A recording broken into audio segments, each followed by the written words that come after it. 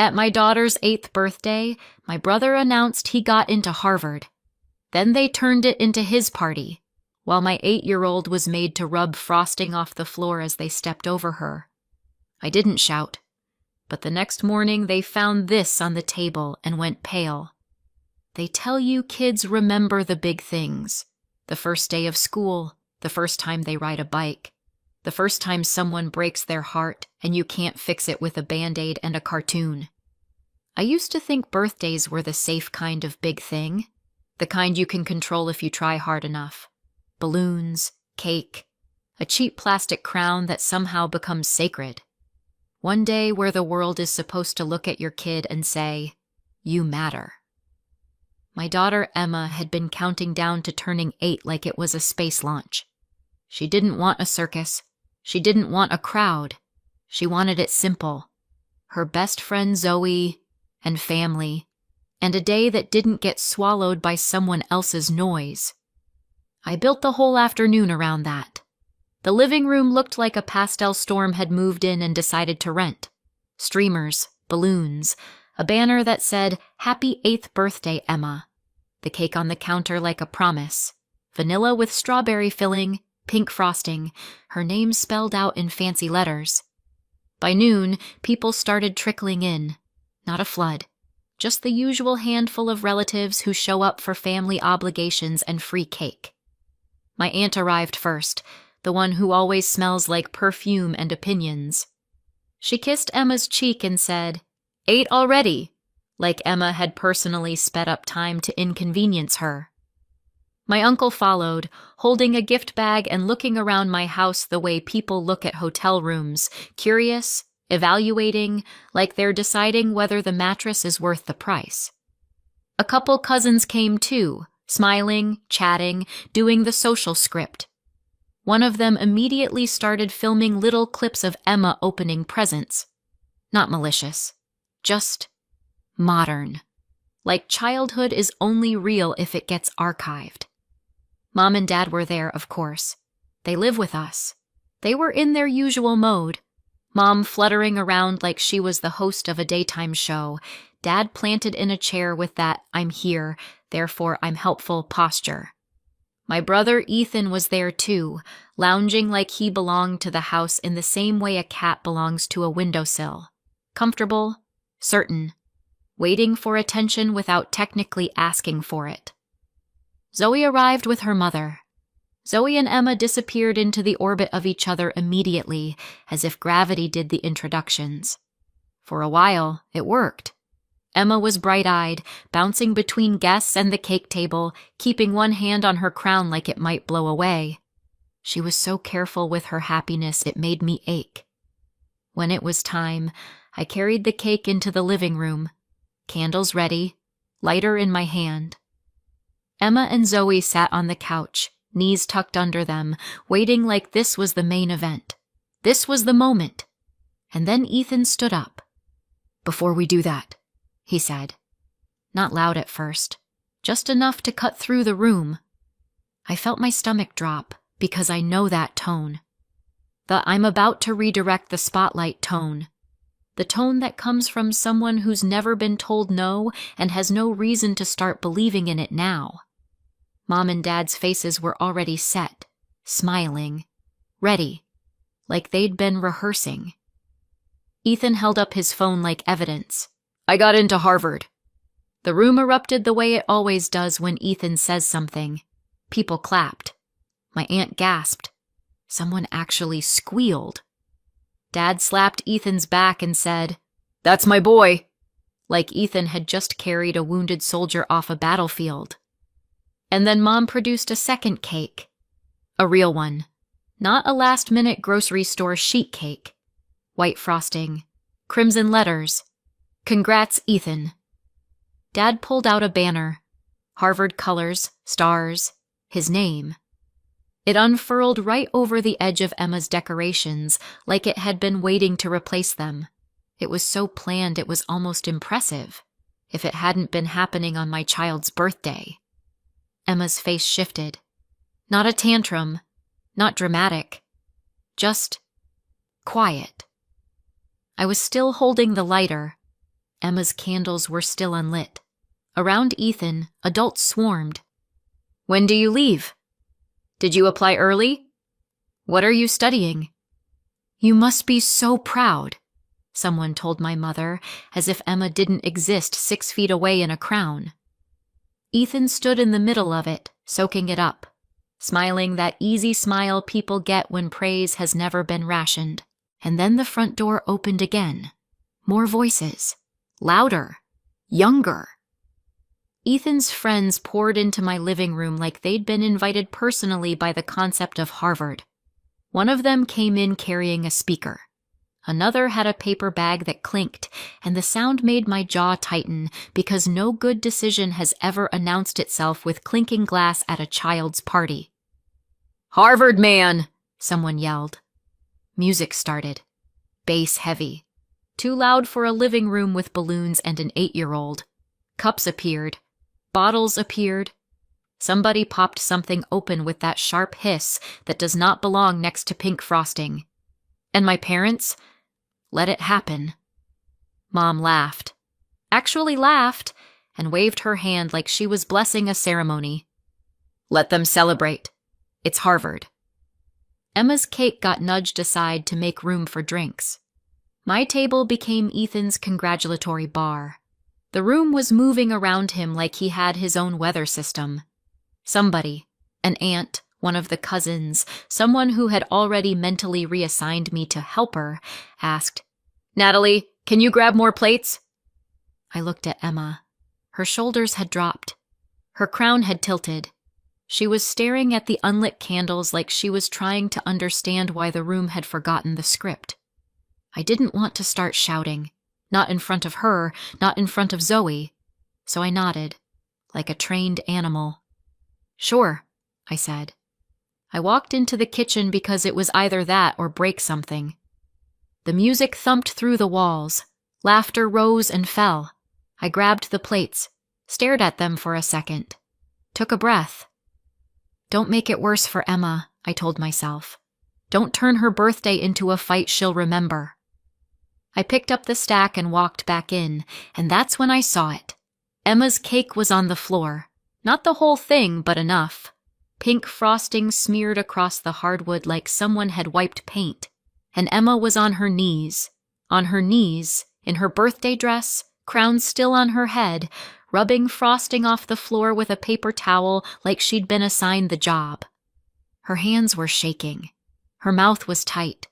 Her eyes were wet in that way kids get when they're trying not to embarrass themselves by crying. Adults stepped around her like she was furniture. I stopped so hard my breath caught. "Emma," I said, and my voice came out too soft, like I didn't want to scare her. She looked up at me, tears clinging to her lashes. "They told me to clean it," she whispered. Behind her, someone chuckled. A voice said, bright and casual, "It's good for kids. Teaches responsibility." I stared at the adults standing over my child, my parents chatting nearby like this was normal, Ethan's friends holding drinks like they were at a tailgate. And something inside me went quiet. Not calm, not forgiving. Just done. I put the plates down. I crouched next to Emma, took the paper towel out of her hand, and wiped the frosting myself in one slow swipe. "No," I said, not loud, but firm. "Not you." Emma's chin quivered. She tried to hold it in and couldn't. I helped her stand, wiped her hands, pulled her into me. "Come on," I said softly. "You and Zoe. Bedroom." Zoe followed without a word. Her mother hovered at the edge of the room, looking like she wanted to say something and couldn't find a polite version. In Emma's room, the girls sat on the bed, silent, like someone had stolen the language out of them. I tried to salvage a fragment. I found a small candle, stuck it into a cupcake, lit it, and sang happy birthday quietly like a secret. Emma blew it out without smiling. In the living room, the bass kept pounding. Ethan's name got shouted again, like a chant. Zoe's mother appeared in the doorway, her face tight in that careful, diplomatic way adults get when they're trying not to insult someone's family while actively witnessing them behave like trash. "Hey," she said softly, "I think we should go. It's getting a little intense." It was early afternoon, but I understood. This wasn't about time. This was about safety. Zoe looked confused. Emma's eyes filled again. Then Zoe and her mother left. Emma watched the door close and something inside her cracked. "I don't have anyone," she whispered. "You have me," I said immediately, pulling her into my chest. She cried into my shirt like she was trying to fold herself back into safety. I held her until the shaking stopped. When she finally fell into an exhausted sleep, I tucked her in and left her room like I was walking out of a hospital. The house was still loud, still celebrating. I walked into the living room and tried, twice, to get anyone's attention, to say something, to demand something. Nobody cared. I got waved off with laughter and "Don't be dramatic" and "It's Harvard," and one particularly smug, "Don't be a party pooper." So I walked away. I didn't shout. Not then. But the next morning, they found something on the kitchen table and went pale. It would be easier if I could say that night came out of nowhere, that Ethan was usually respectful, that my parents were usually normal grandparents, that this was a freak event caused by excitement and bad judgment. But nothing in my life with them has ever been a freak event. It's always been a pattern, a long, exhausting pattern where the rules bend for Ethan and snap for me. Ethan is 8 years younger than I am, which means when he was born, I was old enough to remember exactly what life looked like before him and how fast it changed after. I don't have a dramatic story of being screamed at or locked in closets. It was quieter than that. It was the look my mom got when she thought I couldn't see it. That flash of, "Ugh, you again," when I needed something. I was the accident, the interruption, the reason my parents had to settle down earlier than they wanted. They never said it out loud in one clean sentence. They didn't have to. Kids are excellent at reading tone. Then Ethan came along, and suddenly my parents acted like babies were the best thing they'd ever invented. They were excited. They were proud. They were affectionate in a way that always felt slightly theatrical, like they wanted an audience. And because I was 8, and because adults love turning oldest daughters into unpaid employees, I became part of the Ethan support team. "Watch him for a minute," my mom would say, and the minute would become hours. "Be patient," my dad would say. "You're older." I changed diapers before I learned long division. I made snacks. I watched cartoons I hated because Ethan liked them. I learned early that the easiest way to survive was to be useful. In school, I did well. Really well. Almost straight A's without trying to be flashy about it. I liked learning. I liked the feeling of being good at something that was mine. I talked about college like it was a door I could walk through. My parents treated that door like a trap. "College is expensive," Mom would say. "It's a waste of money." Dad would shrug like education was a hobby. "Be practical. You'll end up in debt." And because I was a teenager who wanted approval, I tried to fit inside the version of life they approved of. Focus on family. Don't get too ambitious. Don't make plans that require them to show up. Then Ethan hit his teens, and suddenly my parents discovered the concept of investing in a child. Tutors, programs, prep books, long conversations about his future. They talked about his education like it was a sacred mission. I remember standing in the kitchen once, years ago, watching my mom fill out paperwork for one of Ethan's tutoring programs and feeling something in my chest twist. "Why didn't you do that for me?" I asked. Mom didn't even look up. "It's different." "How?" I said. "I had better grades than Ethan. I had almost straight A's." She finally looked at me like I'd made a social mistake. "You weren't as talented." I laughed because it was either laugh or scream. That's not true, I said. Dad stepped in with the classic parental escape hatch. We didn't have the money back then. It would have almost worked if they weren't currently spending money they didn't have on Ethan's success. When I was 16, I started dating Grant.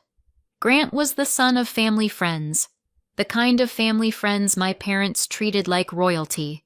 They loved Grant before I did. They loved that he was polite, that he said yes ma'am, that he came from a family with the right vibe. They encouraged it. A lot. At 16, I thought that meant they cared. I thought it meant I'd finally done something right. At 18, I got pregnant. Grant disappeared like someone hit delete. No long conversation. No dramatic goodbye. He just vanished. Like it wasn't his problem. And my parents, who had praised him like he was a future senator, turned on me so fast it gave me whiplash. They blamed me for ruining everything, for throwing away a good thing, for getting pregnant too early, as if pregnancy was something I did alone in my room like a craft project. They never once said, he failed you. They said, you failed. Grant went off to pursue his education and his future. I stayed home with a baby and the kind of exhaustion that makes your bones feel heavy. I didn't have the luxury of falling apart. I had a child who needed food and diapers and a mother who didn't collapse. So I ground my way through it. I was good with computers. Always had been. I taught myself things late at night while Emma slept. I took work I could do from home. I did tasks, projects, whatever came my way. There were nights I worked until sunrise with one ear tuned to Emma's breathing, terrified she'd wake up and I'd have nothing left to give. Eventually, it started to work. Not rich work, not influencer work. Just stable. Stable enough to breathe. Stable enough to stop begging life for mercy. Stable enough to buy a house. Years later, my parents' business went under. I never got a clean explanation, just vague talk about bad luck and hard times and decisions that somehow happened to them, not because of them. They needed somewhere to go. It was supposed to be temporary. Ethan was underage then. He came too. 2 years passed. They never left. They didn't contribute. Not rent, not bills, not groceries. They settled in like my home was an extension of their entitlement. And somewhere along the way, the expectation quietly formed. I would pay for Ethan's future the way I'd always been expected to. Tuition, deposits, housing, whatever university required. Because I had money now, because I was family, because Ethan was the investment. So when I watched Emma on her knees cleaning frosting off the floor, it didn't feel like one ruined birthday. It felt like a warning. Emma didn't sleep that night. Not really. She lay in her bed staring at the dark, eyes open, body still, like she'd become a statue. I sat on the edge of her mattress and tried to offer her solutions, because that's what adults do when kids hurt. We want to fix it fast. We want to erase the pain so we don't have to sit in it. We can celebrate again, I said softly. We can do something special. I can book something. Emma turned her face away. No, she whispered, like the word cost her. It won't be the same, I said, trying to sound calm even though my chest felt like it was being squeezed. She didn't answer. She just blinked slowly, the way people do when they're trying not to cry. After a long silence, she said, "Can I just be alone?" My throat tightened. "Yeah," I said. "Of course." I stood, smoothed her blanket, kissed her forehead. She didn't move. I walked out of her room and closed the door gently. In the hallway, the house felt different. Not loud anymore, but not peaceful either, like the air had been poisoned and was waiting to settle. I went into my room and sat on the bed for a minute, hands in my lap, staring at the wall like it might tell me what to do next. Then Emma's voice echoed in my head, small, quiet, honest. They don't care about me. I hadn't taught her those words. She'd learned them by watching. And that was the part that snapped something in me. Not anger exactly. Something colder. Something sharper. I went to my computer. The printer whirred in the quiet like it was the only honest sound in the house. I printed 3 notices, neat, clear, 30 days, Mom, Dad, Ethan. I stacked them carefully, placed them on the kitchen table like I was setting out place cards for a dinner party. Then I went back to my room, shut the door, and lay in bed staring at the ceiling until sleep finally took me. Sometime in the morning, I woke up to shouting. Not the muffled kind, the full volume kind. Mom's voice, sharp and high. Dad's lower rumble. Ethan's angry edge. I lay there for a second listening, and I hated the feeling that rose in my chest. Satisfaction. Not joy. Not pride. Just a small, guilty sense of, finally. Then someone banged on my door. "Natalie!" Mom hissed, like she was trying to keep her rage from waking the whole house and failing. I opened the door. Mom was standing there waving paper in her hand. Dad loomed behind her, jaw tight. Ethan stood a little back, eyes wide like he couldn't decide if he was furious or scared. "What is this?" Mom snapped. I looked at the paper, then at her face. "Keep your voice down," I said evenly. "Emma's sleeping." Mom's eyes flashed. "Are you serious right now?" "Yes," I said.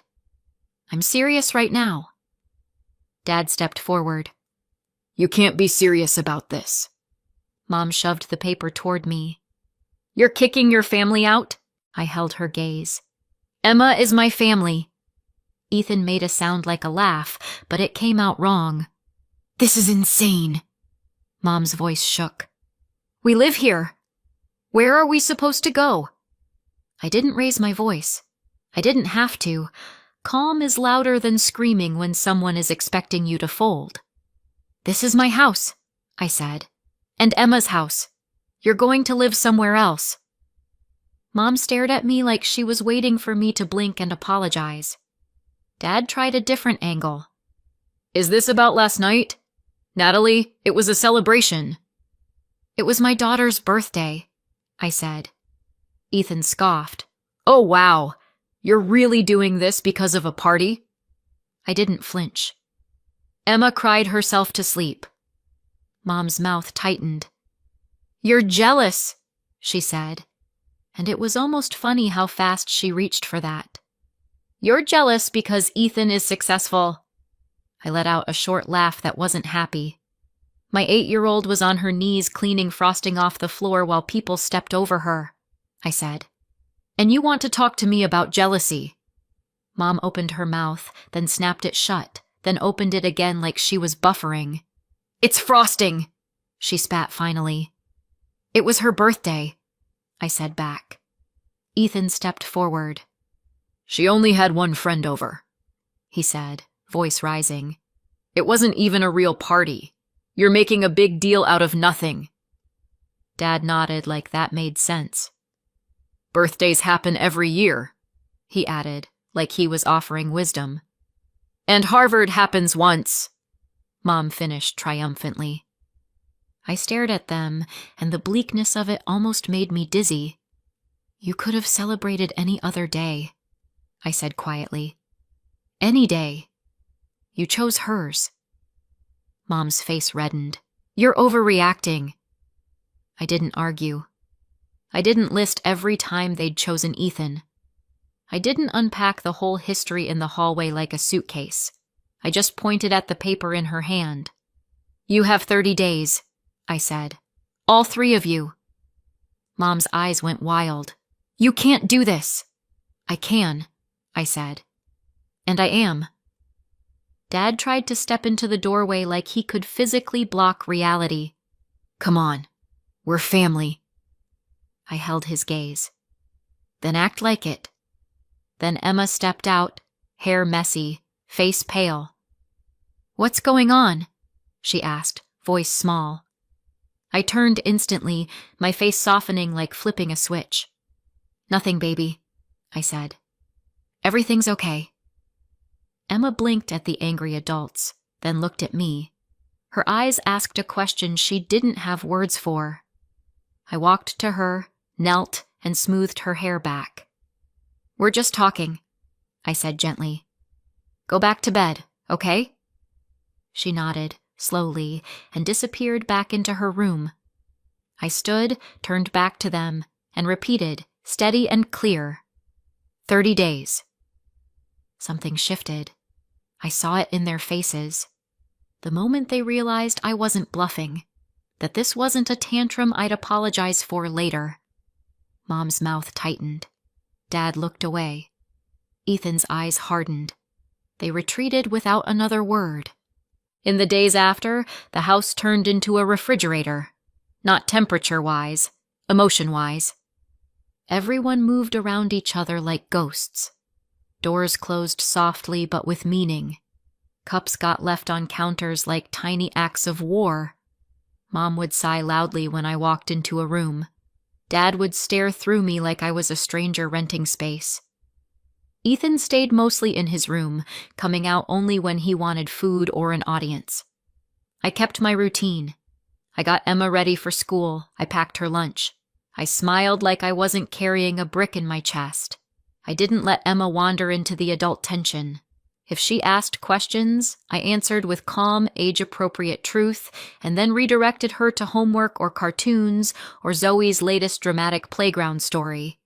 In quiet moments, I started planning a redo birthday, something real, something safe, something that belonged to Emma, not to Ethan's ego. Then the calls started. Relatives I barely spoke to suddenly had my number. "You're kicking your family out?" one aunt demanded, like she'd caught me committing a crime. "You're making them homeless," someone else said. "How could you?" I didn't argue. I just told the truth. I described Emma's face, the frosting, the booze and the loud music, and my 8-year-old scrubbing the floor like she was staff. The line went quiet. "Oh," someone said finally, smaller, less righteous. And after that, the calls changed tone. People didn't apologize exactly, but the outrage drained out of them like someone pulled a plug. It was amazing how quickly family loyalty turned into awkward silence once the story involved an actual child. A week into the Cold War, I thought maybe that was the worst of it. Then there was another knock at my door. Mom and Dad stood there, tight-faced, eyes sharp. Dad spoke first, voice strained. "What happened to the money?" I stared at him. "What money?" Mom's hands were shaking. "We're trying to make the payment," she snapped. "Tuition deposit, housing deposit. We can't even log in. It's gone." I felt the calm settle in my bones like it had been waiting. "Oh," I said. "That." Mom's eyes widened. "Natalie, don't play games." I didn't. "That was my money," I said plainly. Dad's jaw clenched. "You said you'd help." "I was considering it," I said, "before you turned my daughter's birthday into a Harvard keg pregame." Mom's face twisted. "This is Harvard," she hissed, like the word itself should scare me into obedience. "Do you understand how expensive that is?" "I do," I said. "Which is why it's wild you assumed it was my responsibility." Dad's voice rose. "Natalie." I cut him off, still calm. "The account is in my name. You had temporary access because you expected me to pay. I removed your access. I moved the money back." Mom stared at me like she was trying to process a language she didn't speak. "You can't do that," she said, voice cracking. "I just did," I said. Her face went red. "We're going to be homeless." "You still have 23 days left," I reminded her. "Homeless is dramatic." Dad stepped forward. "You're ruining his future." "No," I said. "I'm refusing to fund it." Mom's voice went shrill. "He's your brother." "And Emma is my daughter," I said, and my voice finally sharpened. You made that very clear. Which one of those matters to you? They stared at me like I'd slapped them. You can't do this to an 18-year-old, Dad said. He can get loans, I said. He can work. He can apply for scholarships. He can figure it out. Mom's mouth fell open. Figure it out? He shouldn't have to. I almost laughed. Funny, that's what you told me. They stormed away in fury, slamming doors like punctuation. Emma was at school, thankfully. She didn't have to watch that one. That evening, Ethan came home. He didn't swagger. He didn't smirk. He looked shaken, like someone had unplugged the world he thought was guaranteed. He stood in the kitchen, hands in his hoodie pocket, eyes flicking toward me like he was nervous. Hey, he said. I didn't respond right away. I just kept washing a mug slowly, like I had all the time in the world. Ethan cleared his throat. Mom and Dad said you took the money. I did, I said. He swallowed. Natalie, I'm 18. How am I supposed to pay for college? I looked at him. Really looked. For the first time in his life, Ethan looked scared. The fees are insane, he whispered. Deposits, housing. It's Harvard. I know, I said. He took a step closer. I was kind of hoping you'd help me. You're my sister. You've always been there. There was something almost tender in the way he said it, like he believed it, like my role in his life was a natural law. He rushed on, softer now. And look, the party, I get it was messed up. It was my parents. They organized it. They pushed it. I didn't think, it's a kid's birthday, I know.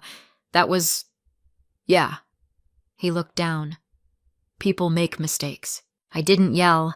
I didn't punish him with a speech. I didn't even say I forgave him or didn't forgive him. I just said simply, I'm not paying. Ethan's face fell. But you can get a job, I said, part-time. You can apply for aid, scholarships, loans. You can figure it out. He stared at me like I'd suggested he climb Everest barefoot. I've never... He started, then stopped. I know, I said quietly. His voice cracked, just a little. You're really doing this? Yes, I said. He stood there, frozen, like he was waiting for the punchline. There wasn't one. Finally, he backed away. Okay, he muttered. Then he left the kitchen with the kind of slow, defeated walk that makes you realize how much a person has always been carried. A few days later, Mom and Dad came at me with what they thought was the final weapon, the ultimatum. Mom stood in the hallway, arms crossed, eyes hard. We can figure out living arrangements, she said stiffly, like she was offering a compromise she didn't mean. If that's your issue. Dad nodded. We'll leave if you want. We'll work something out. Then Mom leaned forward, voice low and sharp. But you have to pay for Ethan. There it was. Clean. Clear. Not please. Not help. Have to. If you don't, she said, lips curling, then we're done. We're not your parents anymore. We want nothing to do with you. I stared at her. And the strangest thing happened. I didn't feel panic. I felt clarity, because right then, in that one sentence, she proved exactly what Emma had whispered the night of her birthday. They didn't care about their granddaughter enough to protect her. They cared about their son's status enough to sacrifice anyone. I nodded slowly. Okay, I said. Mom blinked. Okay? I'm not paying, I said. And if cutting me off is what you need to do to feel righteous about it, go ahead. Dad's face tightened. Natalie. No, I said, calm again. I'm done. Mom stared at me like she expected me to collapse. I didn't. And somewhere behind her, in the quiet of the house, I imagined Emma's crown slipping off her head and being replaced by something better. Safety. A year later, Emma turned 9. We did a small birthday at home. Cake, candles, a few kids, the people who actually show up. Emma was happy. I was calm. The house felt like ours again. That's the update on us. Now the part everyone asks about. I haven't spoken to my parents since the day they left, but I still have cousins, and cousins love 2 things: group chats and disaster updates. From what I've heard, my parents ended up in a cheap rental across town. The kind with thin walls, bad carpet, and neighbors who also have temporary setbacks. They went back to work. Both of them. Long hours. Zero pride. And whatever savings they had? Gone. Burned trying to keep Ethan's Harvard story alive just a little longer. Which brings me to Ethan. Yes, he got into Harvard. My parents treated that acceptance like it came with a personality transplant and a guaranteed career. Then the first semester happened. Turns out Harvard doesn't care how many tutors you had. It still expects you to show up, keep up, and survive without someone rewriting your life for you. Ethan tried. Kind of. He took out loans and picked up jobs, but he'd never learned how to do work and study at the same time, because back home, work was something other people did for him. He started skipping classes, then shifts, then deadlines. My parents kept covering, kept paying, kept insisting he was adjusting. By the end of the year, he dropped out. And here's the part that's almost poetic. The last I heard, all 3 of them were still living together in that same cheap rental. My parents working themselves tired, still financing Ethan's existence, while Ethan spends most of his days on the couch watching TV, taking time off, waiting for motivation to fall out of the ceiling. Meanwhile, at my house, my money stays in my account, my stress stays low, and my daughter doesn't scrub anyone's mess off the floor on her birthday. I don't question kicking my parents out. Not once. The only thing I still wonder sometimes, late at night, when my brain gets dramatic, is Ethan. He was 18. Was refusing to pay the tuition the right call? Did I go too far, or not far enough? Let me know in the comments, and subscribe for more.